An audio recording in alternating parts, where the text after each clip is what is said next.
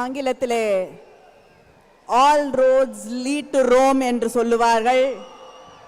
இன்று இந்த இந்தியாவின் பார்வையையே கரூருக்கு திருப்பி இருக்கக்கூடிய நம்முடைய முதலமைச்சர் அண்ணன் தளபதி அவர்களே,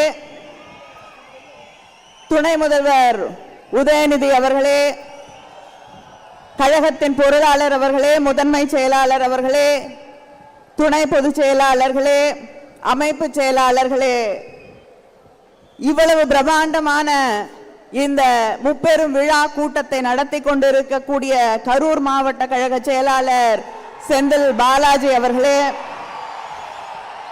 அமைச்சர் பெருமக்களே, நாடாளுமன்ற உறுப்பினர்களே, சட்டமன்ற உறுப்பினர்களே, மாவட்ட கழகத்தின் செயலாளர்களே, நகர கழக கிளைக்கழக செயலாளர்களே, திராவிட முன்னேற்ற கழகத்தின் அத்தனை பகுதிகளிலிருந்தும் தமிழ்நாட்டிலிருந்து பல்வேறு பகுதிகளிலிருந்து இந்த நிகழ்ச்சியிலே கலந்து கொண்டிருக்கக்கூடிய சகோதர சகோதரிகளே, தலைவர் கலைஞரின் உடன்பிறப்புகளே,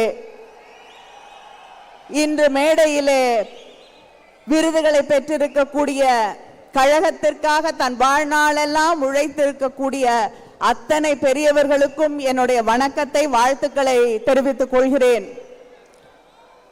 ஒவ்வொருவருக்கும் வாழ்க்கையிலே ஒரு கனவு இருக்கும்.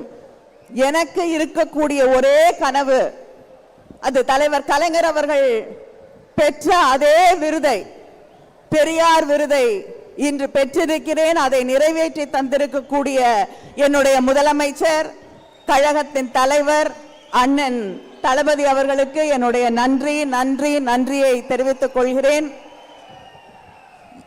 கொட்டக்கூடிய மழையிலும் இங்கே நின்று கொண்டிருக்கக்கூடிய உடன்பிறப்புகளை பார்க்கும் பொழுது இந்த படை போதுமா?